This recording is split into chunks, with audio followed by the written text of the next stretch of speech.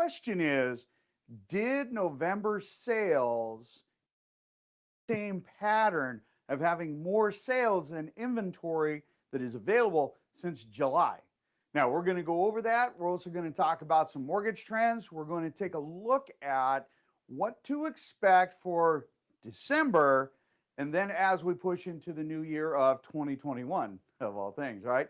So, my name is George Moorhead. Make sure that you hit subscribe. Make sure that you share this link with anybody that you know of that is looking at buying or selling so they can get real-time information. You might say, okay, George, how real is this? Okay, so funny enough, right? I get a number of different reports that I like to look at, and this one happened to have come in my email yesterday, and they're talking about October numbers.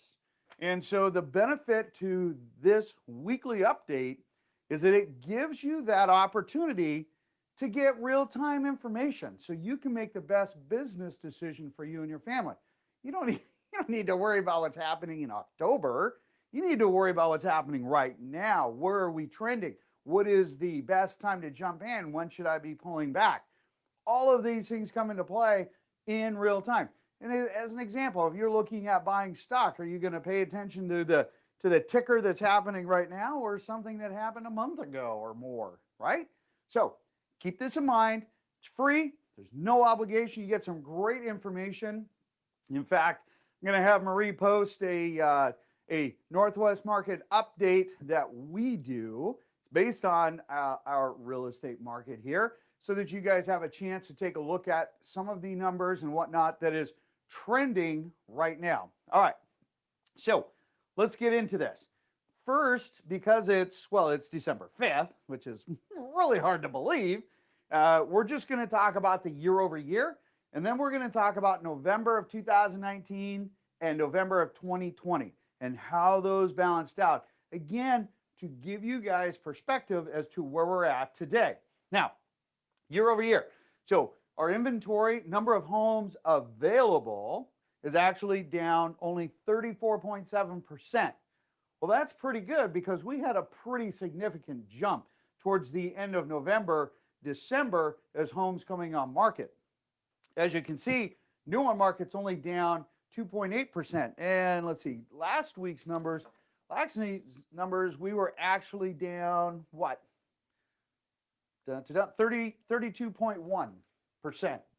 So we've taken, we added just a massive volume of homes coming on market because people are still recognizing that our market is still pushing through. We are seeing that 2017 push that we will continue to see through most of December. Why? We're going to get into that. Pended are up 5% year over year. Look at this. We're back up to 2.9%.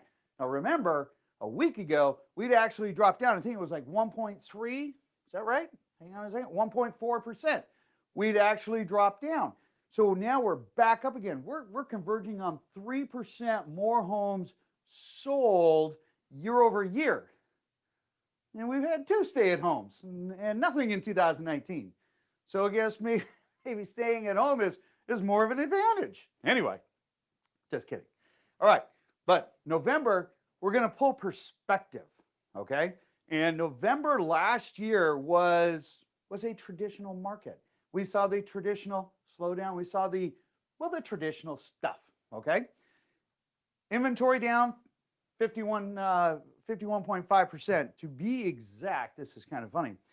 So last year at this time, look at my little handy chart here, number of homes actually available, all right, was, hang on a second, last year, 10,259 homes that was available on market, all right?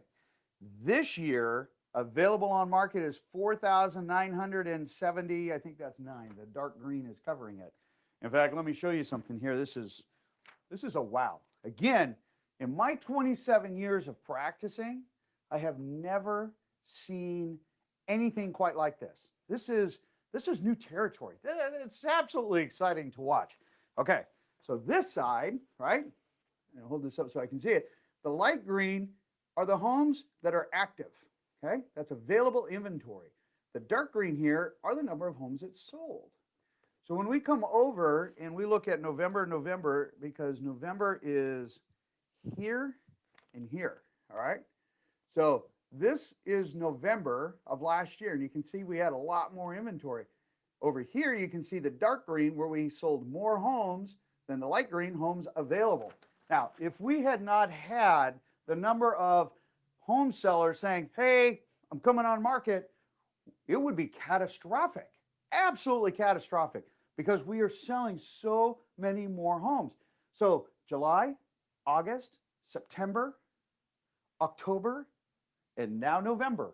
We are now 5 months. That's 5 months where we've actually seen more homes sold than available inventory. All right. And this is also why you're seeing that big jump right here in homes available. Now, over here, you can see new on market, percent, which is consistent with what we just said, which is awesome, right? But look at this, pendants are up 18.5. So there was 18.5% more homes sold in the month of November 2020 than what sold in November of 2019. But look at this whopper. That's almost 22%. That's almost a quarter. It's almost a quarter. We sold almost a 1/4% more homes in the month of November year over year. Okay, now you might be saying, okay, George, that's all fine and good. Why? Why is this happening? One major factor which is coming into play is that acronym, FOMO, fear of missing out. The opportunity to purchase and rates today. So spoke to both Dan Golden at Cornerstone Home Lending or Home Loans and Juliana at Qualstar Credit Union. Hi, Juliana. They have rates between 2.75 and 2.875 for new money. You can add 0.25, 1/4% on top of that if you're doing a refinance, okay? Some people are asking, George, my rate's 3.3, should I refinance? Probably not as advantageous. Maybe you want to take a look at it, take a look at mitigating the cost and how long you're going to be in the home. Many times because of the cost of refinancing that it doesn't make sense. But then again, sometimes it does. You never know. All right, give them a call. I'll have Marie post both of their contact numbers so that you can contact them and reach out. Non-owner occupied between 3.25 and 4%. Now, why is there a larger disparity? You're like, man, George, that's 0.75%. Okay, understand. It depends on what your credit score is. It depends on how much you're putting down. It also depends on your experience as an investor. Because remember, it's based on risk. There are some lenders out there that, okay, so yes, anybody can purchase a non-owner occupied property, but they also look at, are you a new investor? Do you have any experience at all? Or are you a seasoned investor? Okay, where you have some experience. These things all come into play as far as what you can do. And then of course your liquidity, okay? Versus, other elements that they take a look at in the bigger picture, because again, it is a big risk. Why? Because if you had a choice, and this is what really resonates with people when we talk about, investor, properties, like second home, vacation homes, rental properties versus primary residence. They know that there is a higher probability that you are going to make the payment on your personal home, the home you live in, versus an investment property. So if something bad happens, like it happened in 2008, 2009, and part of 2010, you're going to walk away from this investment property. And so they know that there is a higher risk here.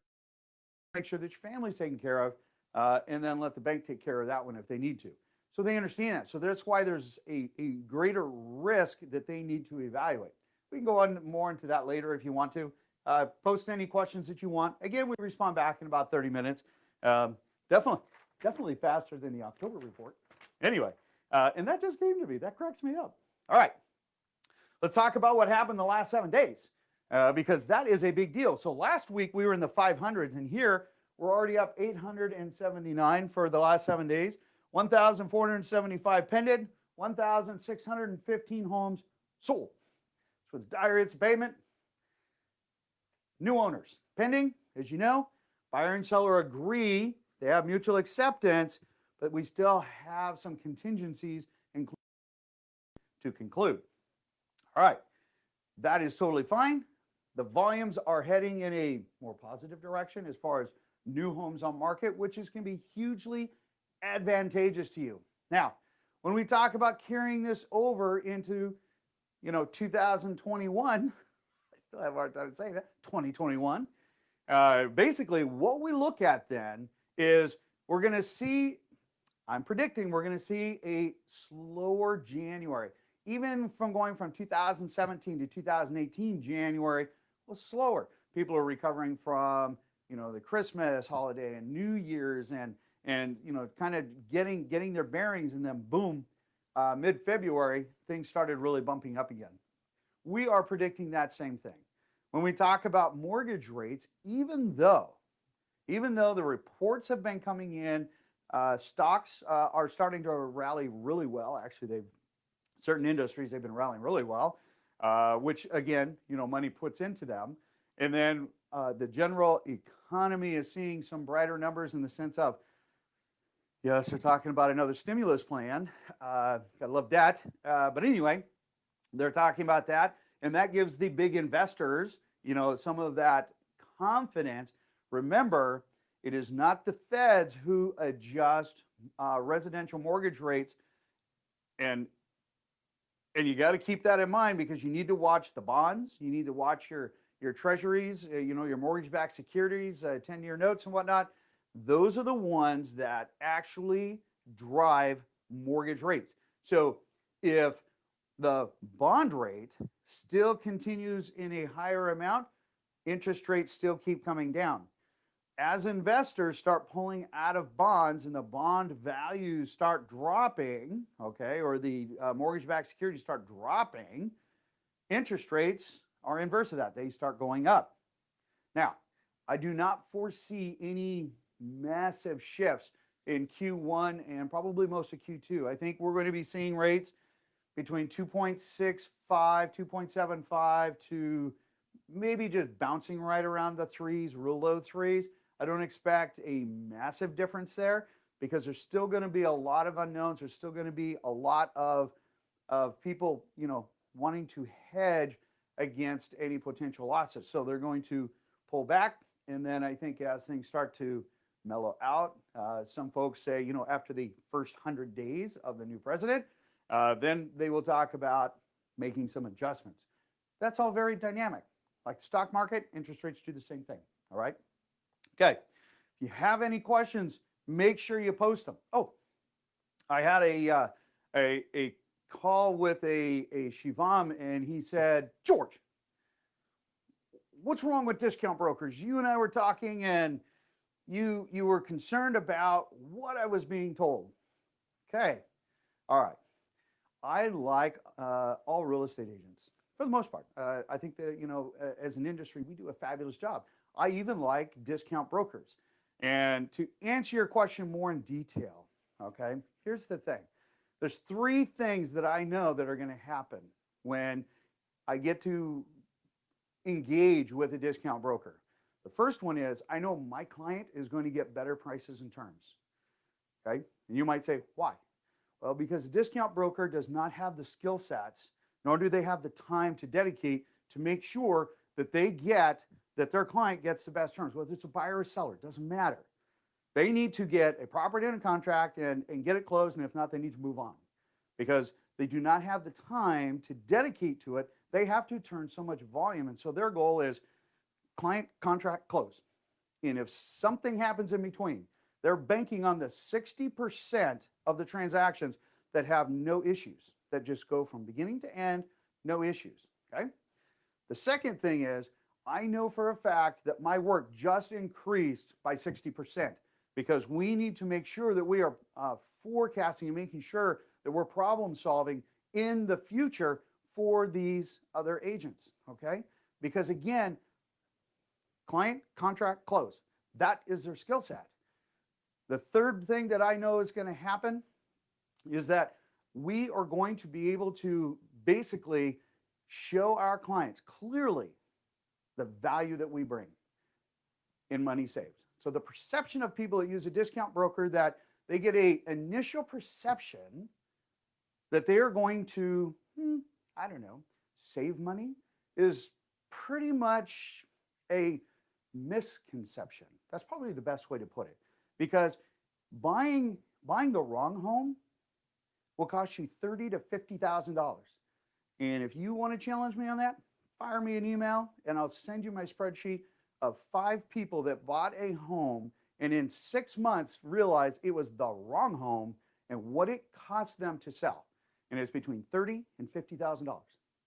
The other thing that you need to keep in mind is that if the person that you are negotiating on your behalf really only has the interest of getting you from client to contract to close, are they really taking into the negotiation element the best possible terms for you, so that, $5,000, $6,000, $10,000 you perceive that you are gaining?